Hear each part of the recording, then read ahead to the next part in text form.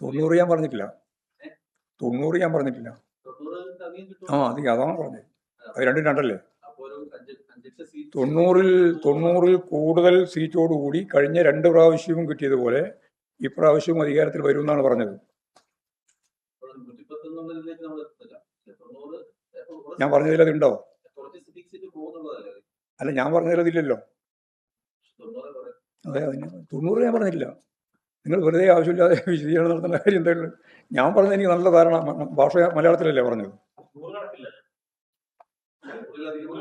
ഞാൻ പറഞ്ഞതിൻ്റെ അർത്ഥം എത്രത്തോളം ഉണ്ടോ ആ അർത്ഥവ്യാപ്തി പൂർണ്ണമായിട്ട് ഉൾക്കൊള്ളുന്നതാണ്. 90-ന്റെ മേലെ, 90-ന് മുകളിൽ. അത് 2 പ്രാവശ്യം അങ്ങനെയാണ്. 2021 തെരഞ്ഞെടുപ്പിൽ അതിനായിരുന്നു, 2016 തെരഞ്ഞെടുപ്പിൽ അതായിരുന്നു. 90 കൂടുതൽ സീറ്റ് നേടിയിട്ടാണ് ഇടതുപക്ഷ ജനാധിപത്യ മുന്നണി അധികാരത്തിൽ വന്നത്. ഇപ്രാവശ്യവും അതേപോലെ അധികാരത്തിൽ വരും എന്നാണ് പറഞ്ഞത്. വിശദീകരിക്കാൻ പറ്റില്ല. BJPക്ക് ഒരു സീറ്റും കിട്ടില്ല കേരളത്തിൽ.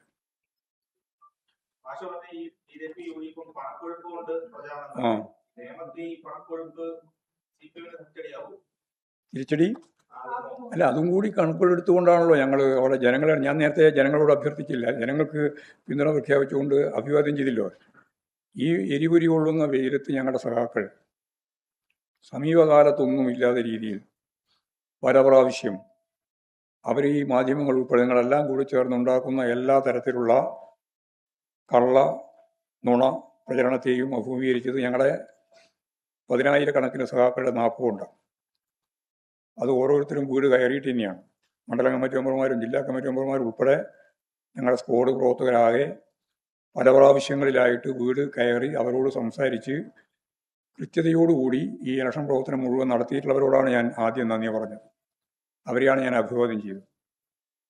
നല്ല രീതിയിലുള്ള ഒരു പ്രവർത്തനം സംഘടനാപരമായിട്ട് കാഴ്ചവെക്കാൻ ഇടതുപക്ഷ ജനാധിപത്യ മുന്നണിക്ക് കേരളത്തിൽ സാധിച്ചിട്ടുണ്ട്.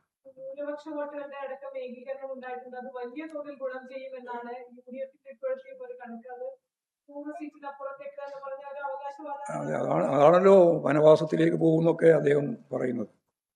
100 സീറ്റ് 100+ ഇല്ലെങ്കിൽ, അല്ലെങ്കിൽ ഗവൺമെന്റ് ഇല്ലെങ്കിൽ ഞാൻ വനവാസത്തിന് പോകുന്നൊക്കെ അദ്ദേഹം പറഞ്ഞല്ലോ. എനിക്ക് അദ്ദേഹത്തോട് അഭ്യർത്ഥിക്കാനുള്ളത്, രാഷ്ട്രീയ പ്രവർത്തനമാണ്, അദ്ദേഹം വനവാസത്തിനൊന്നും പോകാൻ പാടില്ല. ജനങ്ങളതൊക്കെ ക്ഷമിച്ചോളും.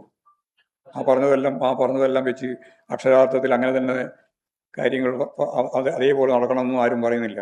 അതുകൊണ്ട് അദ്ദേഹം വനവാസത്തിനൊന്നും പോകേണ്ടിയില്ല. കേരളത്തിൽ തന്നെ UDF-ന്റെ നേതാവായിട്ട് പ്രവർത്തിക്കട്ടെ. പ്രതിപക്ഷ ഞാനതൊന്നുമല്ല, പ്രവർത്തിക്കട്ടെ എന്ന് ഞാൻ പറഞ്ഞുള്ളൂ. അതൊക്കെ അതിൻ്റെയൊക്കെ തർക്കം വേറെയുണ്ട്. അതിലേക്കൊന്നും ഞാനിപ്പോൾ കിടക്കുന്നില്ല. എനിക്കതിൻ്റെ ആവശ്യമില്ല.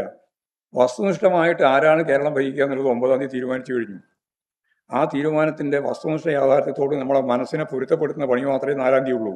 അതിനിടയിൽ അവലോകനം ചെയ്തപ്പോൾ ഞങ്ങൾക്ക് മനസ്സിലാക്കാൻ കഴിഞ്ഞ വളരെ വ്യക്തമായ ചിത്രമാണ് ഞാൻ നിങ്ങളുടെ മുമ്പിൽ അവതരിപ്പിച്ചത്.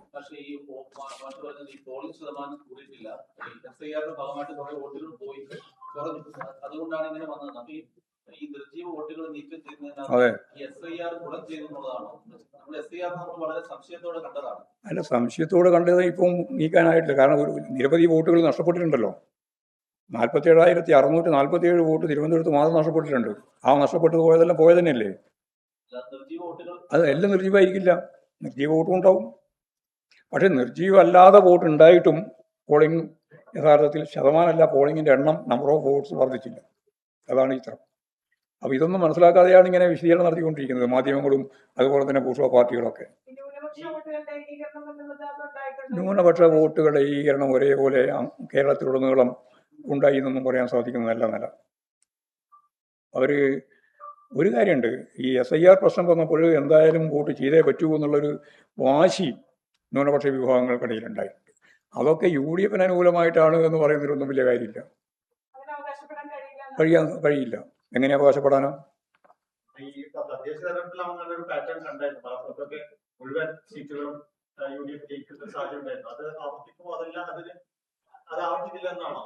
അല്ല, ഞാൻ പറഞ്ഞത് അങ്ങനെയല്ല. എല്ലാ സ്ഥലത്തും ഒരേപോലെ അല്ല അതുണ്ടായതെന്ന് മാത്രം.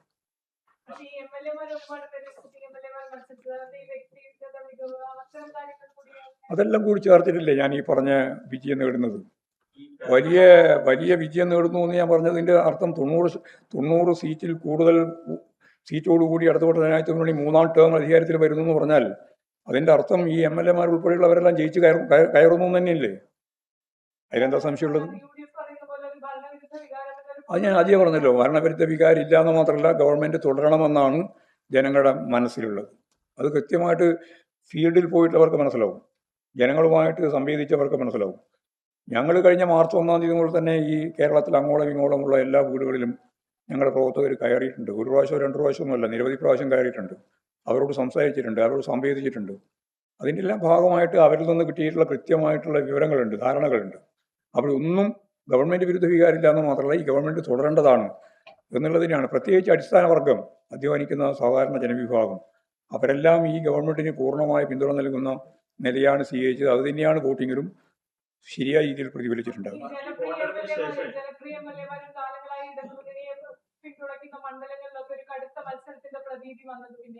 അല്ല, മത്സരം വരാതിരിക്കില്ലല്ലോ, മത്സരം സ്വാഭാവികമല്ലേ. ഇല്ല, കടുക്കുന്ന രീതിയിലൊന്നും പോയിട്ടല്ലേ ഇത് പറയുന്നത്. ആ മത്സരത്തിന്റെ എല്ലാം കടുപ്പം മനസ്സിലാക്കിയിട്ടാണല്ലോ ഇപ്പം പറയുന്നത്. മത്സരം ഇല്ലല്ലോ, നല്ല മത്സരം നടന്നിട്ടുണ്ട്. മത്സരം നടന്നിട്ട് തുടർച്ചയിലാണ് ഞങ്ങൾ ഇത്രയും വലിയ മുന്നേറ്റം ഉണ്ടാക്കിയിട്ടുണ്ട് എന്ന് ഞാൻ പറയുന്നു.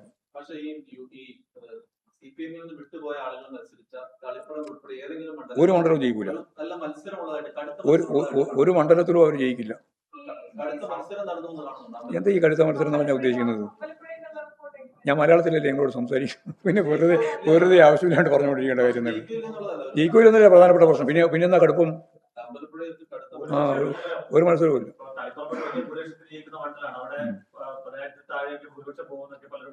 ആട്ടെ, ഭൂരിപക്ഷം ജയിക്കും, ഉറപ്പായിട്ടും ജയിക്കും. അതെ, നിങ്ങൾക്ക് എന്ത് വേണമെന്ന് വ്യാഖ്യാനിക്കാം, വെറുതെ ആവശ്യമില്ലാണ്ട് ഇങ്ങനെ പറഞ്ഞു പഠിച്ച കുറെ ആളുണ്ട്. എന്ത് കിട്ടാൻ?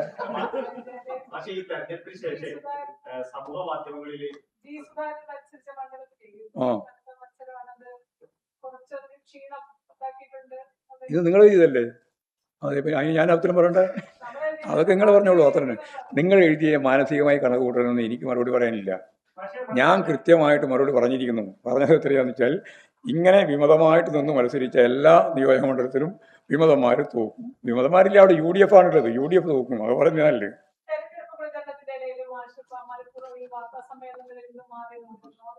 അസംബന്ധം പറയുന്നതാണ്. അതിന് വേറെ വർത്താനൊന്നുമില്ല. ഞാൻ വാർത്താ സമ്മേളനത്തിലും പൊതുസമ്മേളനത്തിലും യോഗത്തിലും എല്ലാം പങ്കെടുത്തിട്ടുണ്ട്.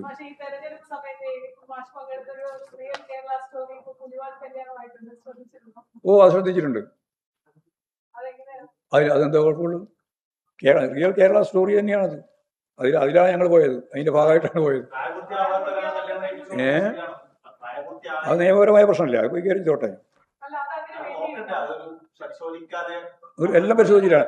അതെല്ലാവരും കേക്ക് വെറുതെ ആവശ്യമില്ലാണ്ട് ഇങ്ങനെ പറഞ്ഞിരിക്കുന്നത്. പാർട്ടി സെക്രട്ടറി പങ്കെടുക്കുന്നതിന് വേറെ എന്താ നോക്കേണ്ട കാര്യമുള്ളത്? അതായത് കേരളത്തിൽ പിന്നെ എന്താ സംശയം? ഇപ്പോഴും ഞാൻ അതിനെയാ പറയുന്നത്. ഇന്നലെ ഞങ്ങൾ അന്വേഷിക്കേണ്ട കാര്യം പോലീസ് അന്വേഷിച്ചോട്ടെ. ഞങ്ങൾ കയ്യിൽ അത് തർക്കം ഒന്നുമില്ല. കേസല്ലോ എത്ര വയസ്സ്? എത്ര ആദ്യത്തെ കേസാണോ ഇത്?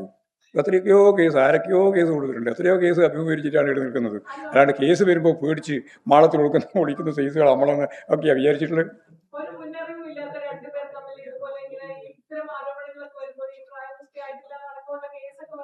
പ്രായപൂർത്തിയായിട്ടുണ്ട് എന്ന് പക്വമായ ഇടപെടലാണ്. കേരളത്തിൽ കല്യാണം കഴിക്കാൻ പറ്റുന്ന ഒരു അന്തരീക്ഷമുണ്ട് എന്ന് മനസ്സിലാക്കിയിട്ട് 2 യുവാക്കൾ കേരളത്തിൽ വരികയും പോലീസ് സ്റ്റേഷനിൽ പോവുകയും, അച്ഛനും കൂടിയാ പോയെ. അച്ഛൻ കൊടുത്ത രേഖയാണ് അവരുടെ രേഖയെല്ലാം. ആ രേഖകളിലെല്ലാം പ്രായപൂർത്തിയായിട്ടുണ്ട്. അവരുടെ കയ്യിലുള്ള രേഖ എന്ന് പറയുന്നത് 2 എണ്ണമാണ് പ്രധാനമായിട്ടുള്ളത്. ആധാറാണ് ഒന്ന്, മറ്റൊന്ന് നമുക്കെല്ലാം അറിയുന്ന പാൻ കാർഡാണ്. ഇതിലൊക്കെ ഒരേ ഡേറ്റ് ആണുള്ളത്. അത് 5-ാമത്തെ വയസ്സിലെടുത്ത ആദ്യത്തെ ഈ രേഖയാണുള്ളത് അവരുടെ കയ്യിൽ. ഒക്കെ അവർ പോലീസ് പരിശോധിച്ചിട്ടുണ്ട്. എല്ലാം പോലീസ് പരിശോധിച്ചിട്ടുണ്ട്. അതുപോലെ തന്നെ ക്ഷേത്ര കമ്മിറ്റി പരിശോധിച്ചിട്ടുണ്ട്. അതിനുശേഷം തദ്ദേശ സ്വയംഭരണ സ്ഥാപനങ്ങളെ അവരുടെ രജിസ്ട്രേഷന് വേണ്ടി അവർ പരിശോധിച്ചിട്ടുണ്ട്. എല്ലാവരും പരിശോധിച്ചതാണ്. അതിൽ ഞങ്ങൾക്ക് എന്താ നടക്കണ്ടേ? പട്ടികജാതിയാണോ പട്ടിക വർഗമാണോ? വർഗ കമ്മീഷനാണ്.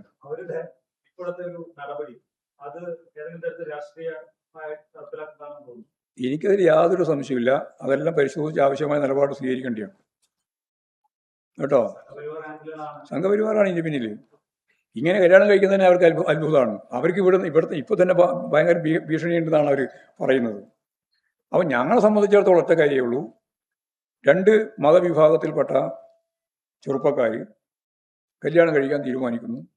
ഇവിടെ വന്നു പോലീസ് സ്റ്റേഷനിൽ പോയി അവരുടെ അംഗീകാരത്തോടുകൂടി ക്ഷേത്ര കമ്മിറ്റിയുമായി ബന്ധപ്പെട്ടു. ക്ഷേത്രത്തിൽ വിവാഹിതരായി. അവരെ ആശംസ അറിയിക്കാൻ വേണ്ടിയിട്ട് അവിടെ പോയിരിക്കുന്നു എന്ന് മാത്രമേ ഞങ്ങൾ ചെയ്തിട്ടുള്ളൂ. ആ പോയത് ശരി എന്നാണ് അന്നും ഇന്നും ഞങ്ങളുടെ അഭിപ്രായം. അതിലൊന്നും ഇവരാരെങ്കിലും സംഘപരിവാറോ ആരെങ്കിലും പറയുന്ന ഏതെങ്കിലും വാചകത്തെ അടിസ്ഥാനപ്പെടുത്തിയിട്ട് ഞങ്ങളെല്ലാം മാളത്തിൽ ഇങ്ങനെ ഒളിക്കും എന്ന തിരിച്ചറിയുന്ന അവർക്ക് ഉണ്ടാകേണ്ട. വളരെ ശരിയായ നിലപാട് തന്നെയാണ്. അത് ഇനിയും തുടരും. ഇതേപോലെ ഉള്ളതിനെയൊക്കെ ഞങ്ങൾ പ്രോത്സാഹിപ്പിക്കും. ശരി.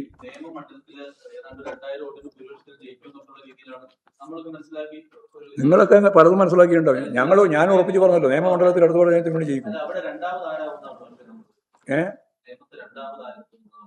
രണ്ടാമതാരാന്നാ നിങ്ങളുടെ ധാരണ? അല്ല നിങ്ങൾ പറഞ്ഞാൽ നിങ്ങളുടെ പറഞ്ഞു 2000-3000 ആരാന്നാ നിങ്ങൾ പറഞ്ഞ അഭിപ്രായം പറഞ്ഞു? അല്ല, എൻ്റെ അഭിപ്രായം ഞാൻ പറയാം. നിങ്ങൾ പറഞ്ഞുകൊണ്ട് ഞാൻ പറഞ്ഞു. നിങ്ങൾ പറഞ്ഞു. ഞാൻ പത്രക്കാർക്ക് വേണ്ടി പറയാം.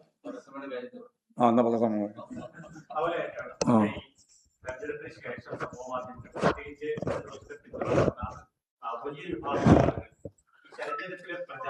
മുഖ്യമന്ത്രി പിണറായി വിജയനെ മാത്രം ഉയർത്തിക്കാട്ടി പ്രചാരണം നടത്തിയത് തെരഞ്ഞെടുപ്പിൽ നേരിട്ടത് തെറ്റായ ഒരു സമീപനമായി എന്ന തരത്തിലുള്ള വിമർശനങ്ങൾ അത് ബിജെപിക്കാരല്ല.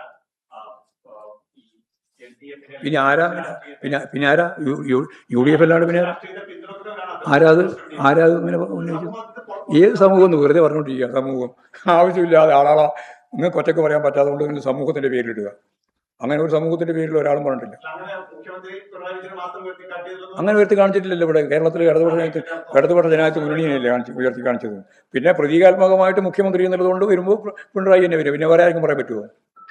കേരളത്തിന്റെ മുഖ്യമന്ത്രിയില്ലേ ഈ തെരഞ്ഞെടുപ്പിന്റെ ചുക്കാൻ പിടിക്കുന്ന നേതൃത്വ സ്ഥാനത്തുണ്ടായിരുന്നത്.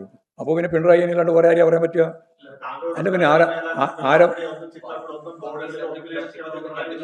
കുറച്ച് കേട്ട് അന്നേരം നമ്മളെല്ലാം ഉൾപ്പെടുത്താം. തിരക്ക് പിടിക്കണ്ട. ഇപ്പൊ പിണറായി തന്നെയാണ് അതിന് മുമ്പിൽ. അപ്പൊ പിണറായിന്റെ തന്നെ വോട്ട് മതി.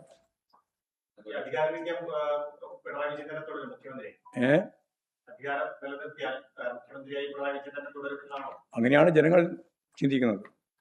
ഞങ്ങളെ സംബന്ധിച്ച് പിന്നെ തീരുമാനിക്കും. രണ്ടും മനസ്സിലായില്ലേ? വ്യത്യാസം മനസ്സിലായില്ലേ? അതാണ് ഞാൻ തീരുമാനിച്ചില്ല. അത് അന്ന് തീരുമാനിക്കുകയുള്ളൂ. അത് എനിക്ക് മനസ്സിലായി. മലയാളത്തിലെ ചോദിച്ചത് എനിക്ക് മനസ്സിലായിട്ടുണ്ട്.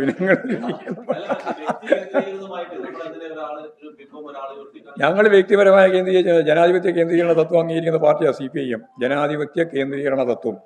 പിന്നെ വ്യക്തിപരമായ കേന്ദ്രീകരണം ചെയ്യുന്നതില്ല. ശരി. അപ്പൊ എല്ലാവർക്കും നന്ദിയുണ്ട്.